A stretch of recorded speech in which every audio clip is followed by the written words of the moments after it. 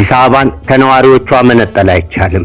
ከተማን ለመምራት መጀመሪያ የሚያስፈልገው የሚኖርባትን ሕዝብ ማክበር ነው። አዲስ አበባ የኢትዮጵያ ዋና ከተማ ብቻ አይደለችም። የተለያዩ ቋንቋዎች፣ ባህሎች፣ እምነቶችና የሀገሪቱ ማህበረሰቦች ተገናኝተው ይኖሩባት ወጥ ማንነት አዲስ አበባ የሚባል ማህበረሰብ የፈጠሩ የኢትዮጵያ የጋራ ቤት ናት። የአፍሪካ ህብረት መቀመጫ፣ የዲፕሎማሲ ማዕከልና የሀገሪቱ የፖለቲካ፣ የኢኮኖሚ፣ የትምህርትና የባህል ህይወት ውስጥ ልዩ ሚና ያላት ከተማ ናት። ስለዚህ የአዲስ አበባን ጉዳይ የአንድ ብሔር ጉዳይ ብቻ አድርጎ ማሰብ ስህተት ነው። እንዲሁም የከተማዋን ነዋሪዎች የማይሰማ ከላይ የሚወሰን የፖለቲካ ጉዳይ መሆን የለበትም። ጉዳዩ በህግ፣ በዲሞክራሲ፣ በሰብአዊ ክብርና በከተማዋ ነዋሪዎች ፍላጎት መመራት አለበት።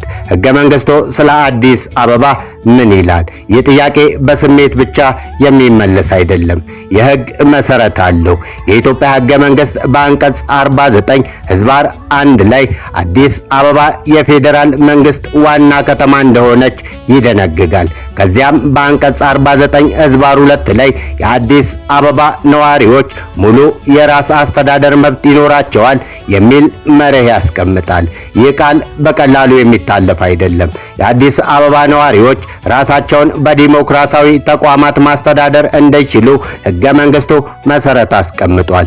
እዚህ ላይ ግን አንድ ሌላ የህገ መንግስቱ ነጥብ በተመጣጣኝ መልኩ መጠቀስ ያስፈልጋል። አንቀጽ 49 ህዝባር 5 ላይ የኦሮሚያ ክልል ከአዲስ አበባ ጋር በተያያዙ እንደ ማህበራዊ አገልግሎት፣ የተፈጥሮ ሀብት አጠቃቀምና የጋራ አስተዳደር ጉዳዮች ላይ ያለውን ልዩ ጥቅም እንዲከበር ይደነግጋል።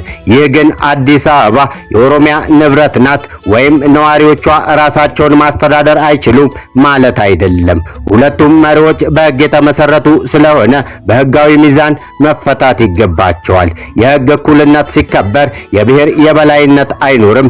የኢትዮጵያ ህገ መንግስት አንቀጽ 25 ሁሉም ሰዎች በህግ ፊት እኩል እንደሆኑ ይደነግጋል። ከዘር፣ ከብሔር፣ ከብሔረሰብ፣ ከማህበራዊ ምንጭ፣ ከቋንቋ፣ ከሃይማኖት ወይም ከሌላ ሁኔታ የተነሳ አድሎ እንዳይደረግም ይጠይቃል። ስለዚህ የአዲስ አበባ ነዋሪን በማንነቱ ምክንያት ከሌላ ዜጋ ያነሰ ማድረግ ወይም ከከተማዋ የፖለቲካ ውሳኔ ማራቅ ከእኩልነት መርህ ጋር ይጋጫል። እኛም የምንቃወመው ማንኛውም ብሔር አይደለም። የምንቃወመው ብሔርን የፖለቲካ የበላይነትን መሳሪያ ማድረግ ነው። አንድ ሰው ኦሮሞ ስለሆነ ብቻ የአዲስ አበባ ባለቤት አይሆንም። ህገ መንግስቱ በአንቀጽ 39 ለብሔሮች፣ ለብሔረሰቦችና ህዝቦች ራስን በራስ የመወሰን ሙሉ አስተዳደር መብት ይጠቅሳል። ይህንን መርህ ለራስ ብቻ ተጠቅሞ ለሌላው መንፈግ ግን የህጉን መንፈስ ይጎዳል። ራስ አስተዳደር የሚፈልገው ለአንድ ቡድን ብቻ አይደለም። የሚኖሩባትን ቦታ በዲሞክራሲያዊ ተቋም የማስተዳደር መርህ ለሁሉም ተመሳሳይ መሆን አለበት። የሰብአዊ መብት መርሆችም የህዝብን ድምጽ ያከብራሉ። የዓለም አቀፍ ሰብአዊ መብት ስርዓት ሰው በሰውነቱ እኩል ክብርና መብት እንዳለው ያረጋግጣል። የሰው መብት ዓለም አቀፍ መገለጫ አንቀጽ 1 ሁሉም ሰዎች ነፃና በክብር በመብት እኩል እንደሆኑ ይገልጻል። አንቀጽ 2 ደግሞ በማንነት ምክንያት አድሎን ይከለክላል። ከዚህ በላይ አንቀጽ 21 ህዝቦች በአገራቸው አስተዳደር በቀጥታ ወይም በነፃነት በመረጧቸው ተወካዮች በመሳተፍ መብት እንዳላቸው ይደነግጋል። ስለዚህ የአዲስ አበባ ነዋሪዎች ስለ ከተማቸው የሚወሰነው ውሳኔ ውስጥ ተሳታፊ መሆን መፈለጋቸው የኋላ ቀርነት ሳይሆን የዲሞክራሲ መሰረታዊ መርህ ነው።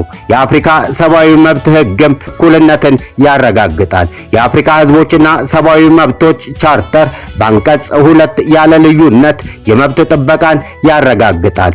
በአንቀጽ 3 ደግሞ ሁሉም ሰዎች በህግ ፊት እኩልና የህግ እኩል ጥበቃ ተጠቃሚዎች እንደሆኑ ይደነግጋል። ቻርተሩ በአንቀጽ 20 ደግሞ የህዝቦችን ራስን በራስ የመወሰን መብት ይጠቅሳል። ይህ ማለት ግን ማንኛውም ቡድን በሌላ ቡድን ላይ የበላይነት እንዲያደርግ ፍቃድ አለው ማለት አይደለም። የራስ አስተዳደር መርህ ከእኩልነት ከሰብአዊ ክብርና ከሌሎች መብቶች ጋር ተጣጥሞ መተግበር አለበት። አዲስ አበባን በብሔር ፖለቲካ መያዝ የኢትዮጵያን ችግር አይፈታም።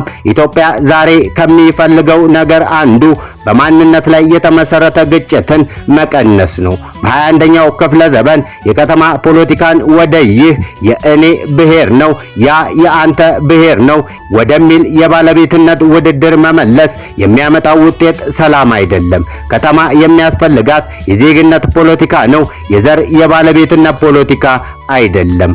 ይህ ነው የሰለጠነ ፖለቲካ። የዓለም አቀፍ ተሞክሮው ሌላ መንገድ እንዳለ ያሳያል። በዓለም ላይ ዋና ከተሞች ከአካባቢያቸው ክልሎች የተለየ የአስተዳደር ስርዓት እንዲኖራቸው የተደረጉ ብዙ ምሳሌዎች አሉ። የዋሽንግተን ዲሲ፣ የሜክሲኮ ሲቲ፣ የብራሰልስ እና ሌሎች ዋና ከተሞች የሚያሳዩት ዋና ትምህርት ይህ ነው። ዋና ከተማን ለማስተዳደር የሚቀድመው የብሔር ባለቤትነት ሳይሆን ግልጽ የሕግ ስርዓት፣ የነዋሪዎች ተሳትፎና ተጠያቂ አስተዳደር ነው።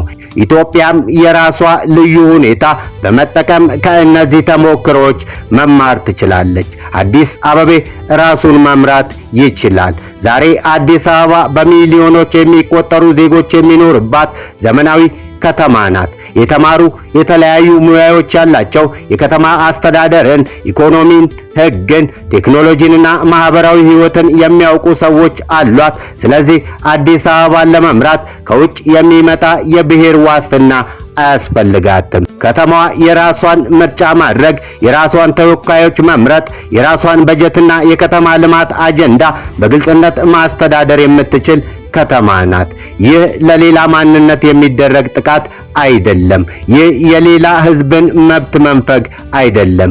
ይህ የዜጎች ዲሞክራሲ ተሳትፎ ጥያቄ ነው። እኛ የምንፈልገው ግጭት ሳይሆን ህጋዊ መፍትሄ ነው። አዲስ አበባ ላይ የሚነሳ የፖለቲካ ጥያቄ የጦርነት ቋንቋ ሊሆን አይገባም። እኛ እንደ አራዳ የአዲስ አበባ ልጆች ህብረት የምንጓዘው በእውቀት፣ በማስተዋል፣ በህግ፣ በጥበብና በዲሞክራሲ ነው። የሌላን ብሔር ማጥላላት አንፈልግም። የሌላ ህዝብን መብት ማስገደድ አንፈልግም። በዘር ምክንያት ሰውን መጥላት